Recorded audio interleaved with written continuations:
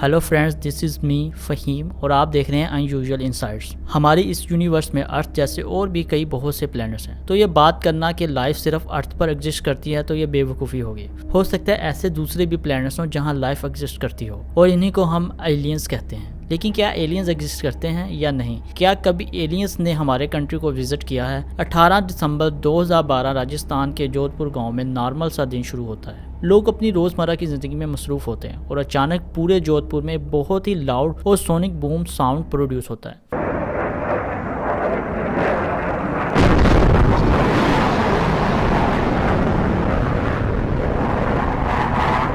यानी जब कोई ऑब्जेक्ट साउंड स्पीड से भी ज़्यादा तेज़ी से ट्रैवल करता है तो अपने साथ साथ बूमिंग साउंड को प्रोड्यूस करता है। मिलिट्री के अंदर सबसे बेस्ट फायर जेट होते हैं, वो बहुत तेज़ी से मूव करते हैं और अपने साथ बूमिंग साउंड को प्रोड्यूस करते हैं। लेकिन इस दिन जोधपुर के आसमान में कोई भी ऐसा एयरक्राफ्ट नहीं था। लोगों ने यह भी कंफर्म किया कि उनके गांव के पास कोई भी लाउड एक्सप्लोजन नहीं हुआ था। सोनिक बूम ने जोधपुर के सारे लोगों को परेशान कर दिया। उस दिन कौन सी चीज़ जोधपुर के आसमान से इतनी तेज़ी से निकली कि इसने इतना लाउड सोनिक बूम क्रिएट कर दिया? इसका असली रीज़न किसी को नहीं पता था, लेकिन थ्योरी के हिसाब से वो एक UFO ही था। ऐसा स्पेस क्राफ्ट जो इतनी तेज़ी से आसमान से निकल के गया कि इसको किसी ने देखा भी नहीं। लेकिन यही इंसिडेंट नहीं है कि इंडिया में सिर्फ एलियंस और UFO की बात हुई। कोंकाला पास में ये इंडिया और चाइना के बॉर्डर के दरमियान में है। ये काफ़ी बंजर इलाका है। ये एक खंडर है जहाँ बहुत साल पहले जंग हुआ करती थी और आज के वक्त में जहाँ पर कोई भी इंसान नहीं रहता। यहाँ के आसपास के जितने भी लोग हैं उन्होंने एक चीज़ को मेंशन किया है कि उन्होंने इस एरिया में काफ़ी उड़ती हुई चीज़ों को देखा है। लोगों का मानना है कि उन्होंने UFOs को देखा है। ऐसा एक दफ़ा नहीं हुआ बल्कि काफ़ी बार हुआ है। और अगर ये चीज़ें कम्प्लीटली रियल हैं तो सोचो पूरी सिचुएशन कितनी ज़्यादा क्रीपी हो जाती है। रीइंकार्नेशन ऑफ लेविस, ये कहानी है हरियाणा के जैन विलेज में रहने वाले एक छोटे से 3 साल के बच्चे की, जिसका नाम था लेविस। लेविस 3 साल की उम्र में ऐसी बातें करने लगा जो 3 साल के बच्चों को सिखाना भी मुश्किल था।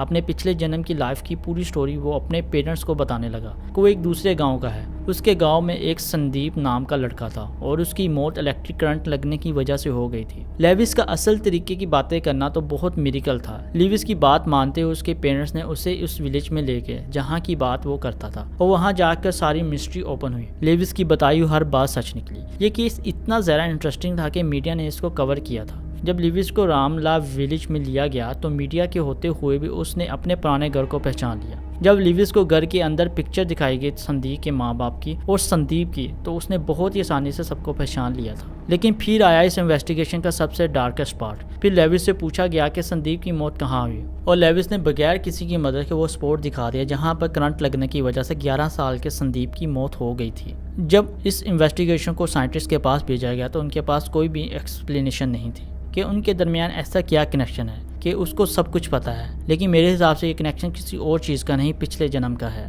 Mysterious Bigfoot.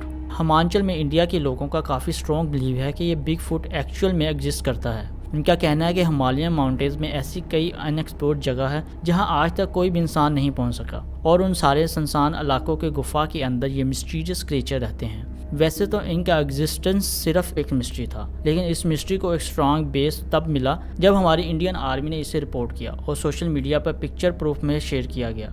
इन पिक्चर में येटी के फुटप्रिंट्स थे जिसने लोगों को हैरान कर दिया। तो आप लोगों का क्या मानना है उन जगहों पर जहां पर आज भी इंसान नहीं गया? क्या वहां पर ऐसे मिस्टीरियस क्रिएचर एग्जिस्ट कर सकते हैं या नहीं? आपका इस बारे में क्या ख्याल है? कमेंट में अपनी राय का इज़हार ज़रूर कीजिएगा। तो ये थी हमारी आज की वीडियो। आप लोगों के साथ मुलाकात होगी अगली वीडियो में। तब तक के लिए अपना बहुत ज़्यादा ख्याल रखिएगा।